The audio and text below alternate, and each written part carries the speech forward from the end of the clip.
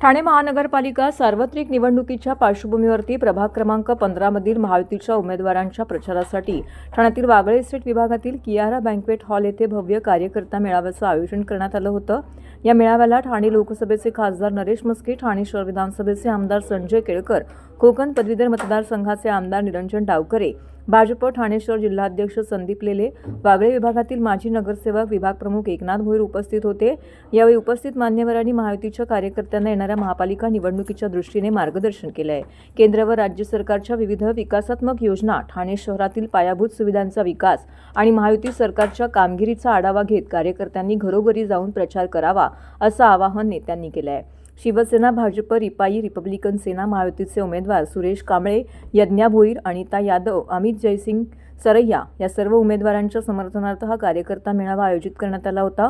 कार्यक्रमादरम्यान उपस्थित नेत्यांनी उमेदवारांचा परिचय करून देत त्यांना मोठ्या मताधिकांनी निवडून देण्याचं आवाहन कार्यकर्त्यांना केलंय। मोठ्या संख्येने उपस्थित असलेल्या कार्यकर्त्यांमध्ये या मेळाव्यामुळे आनंदाचे आणि उत्साहाचं वातावरण निर्माण झालं होतं। यावेळी प्रभाग क्रमांक 15 मधील शिवसेना, भाजप, रिपाई, रिपब्लिकन सेना व मित्रपक्षांचे कार्यकर्ते, पदाधिकारी, महिला आघाडी, युवा सेना कार्यकर्ते, बंधू भगिनी मोठ्या संख्येने येथे उपस्थित होते।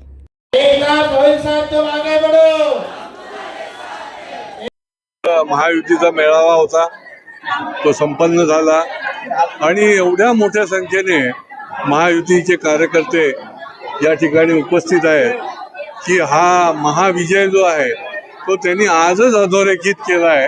अशा प्रकारची ताकद या मेळाव्यामध्ये कार्यकर्त्यांची उपस्थित होती। साधारणपणे स्थानिक निवडणुकीमध्ये अशा प्रकारचं काही होतं, मनमुटाव होतो, अनेक जणांच्या इच्छा आकांक्षा असतात, परंतु एकदा महायुती म्हणून लोकांसमोर आम्ही जेव्हा जातो त्यावेळेला मतदार जो आहे तो निश्चितपणे धनुष्यबाण आणि कमळाच्या पाठीच आशीर्वाद देतो, त्यांनाच सहकार्य करतो आणि त्याच्यामुळे आम्ही प्रयत्न केला।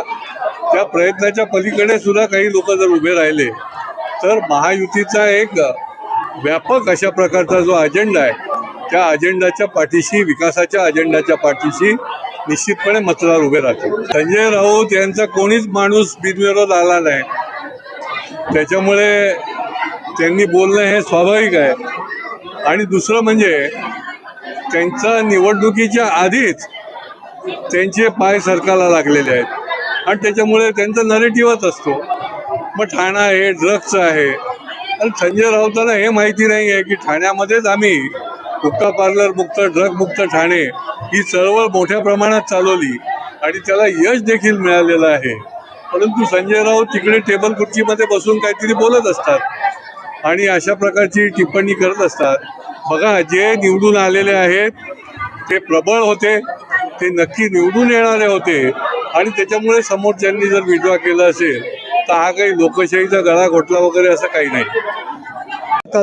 15 मध्ये महायुतीचे उमेदवार उभे आहेत। यज्ञा भोईर आहे, अमित सरैया आहे, सुरेश कांबळे आहेत आणि अनिता यादव यांच्या प्रचारार्थ हा मेळाव्याचं आयोजन या ठिकाणी केलं होतं। आणि आपण पाहताय शिवसेना, भाजपा, महायुतीच्या कार्यकर्ते आणि पदाधिकारी प्रचंड प्रमाणात या ठिकाणी उपस्थिती आहे। सगळ्यांनी एकत्र काम करून चारही उमेदवाराला निवडून आणण्याचं आव्हान या ठिकाणी मी करीत आहे। दोन्हीकडून या विभागामध्ये शिवसेनेची पण काही बंडखोर आहेत आणि भारतीय जनता पार्टीचे सुद्धा बंडखोर आहेत।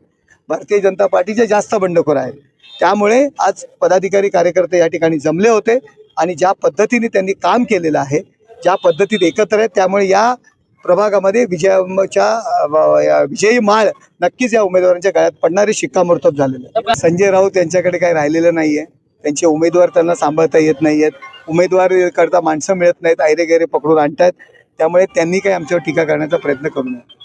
थोडासा एक होतो, कारण समजा आमची आय डी जर कोणी वेगवेगळे वापरत असतील, काल माननीय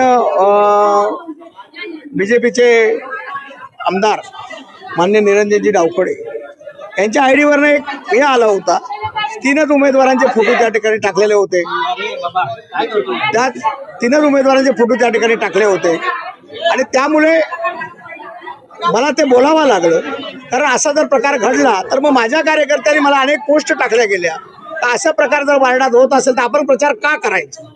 तर मी कार्यकर्त्यांना समजवण्याचा प्रयत्न केला, बाबा ठीक आहे चुकून झाली असेल आणि त्यांनी तो आय डीवरनं पोस्ट ताबडतोब काढून टाकली तर आम्ही त्यांना फोन केला, सांगितलं अशा प्रकारचा पोस्ट करू नका, केला तर कार्यकर्त्यामध्ये संभ्रम निर्माण होईल. त्यामुळे नेत्यांनी सुद्धा व्यवस्थित आपले आय डी चालवणारा जो कोणी असेल त्याला सांगायला पाहिजे आपण महायुतीमध्ये आहोत, महायुतीच्या उमेदवारांचे या ठिकाणी फोटो चारीचे चारी आले पाहिजेत. अगदी चूक नेत्याने केली ती कार्यकर्त्याला भोगायला लागते. त्यामुळे उमेदवारांना कुठेही नुकसान होऊ नये म्हणून मी त्यांना सर्वांना सांगितलं. अनक्के वगैरे वगैरे हा मी कधी कोण स्वतःला मानत नाही. कार्यकर्ता म्हणून ग्राउंड लेवलला काम करणारा कार्यकर्ता आहे. कार्यकर्ता म्हणून आम्हाला लोक मानतात आणि कार्यकर्ता म्हणून मी काम करतोय.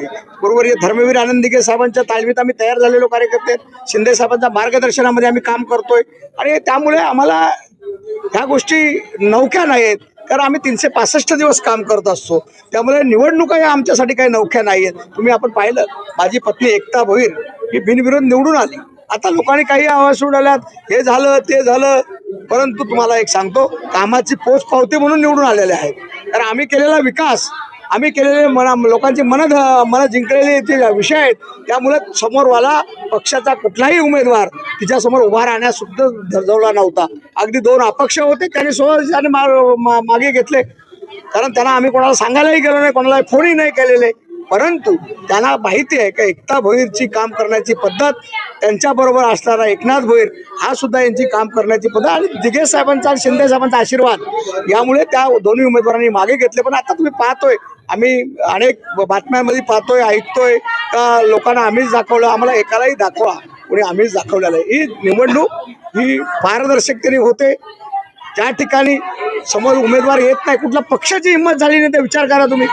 अपक्ष उमेदवारांचा तर काय विषय येतोय, पक्ष सुद्धा उमेदवारी भरू शकत नाही. म्हणजे याचा अर्थ पक्षाला कळलेला होतं इतर पक्षांना या ठिकाणी काही खरं नाहीये. कारण गेल्या वेळेलाही एकताभर 10,000च्या विनिंग लीडने निवडून आली होती. तर यावेळेला काय होईल, त्यामुळे त्या लोकांनी आपल्या उमेदवारी अर्ज मागे घेतलेले आहेत. परंतु विरोधकांना दुसरं काही सध्या हत्यार नाही आहे. आणि या ठाणे शहरामध्ये आज ठाणे शहरात शिवसेनेचा बालेकिल्ला होता, बालेकिल्ला राहणार. काल दिघे साहेबांचं वर्चस्व होतं, आज शिंदे साहेबांचं या ठिकाणी आहे. आज महायुती एकत्र आहे.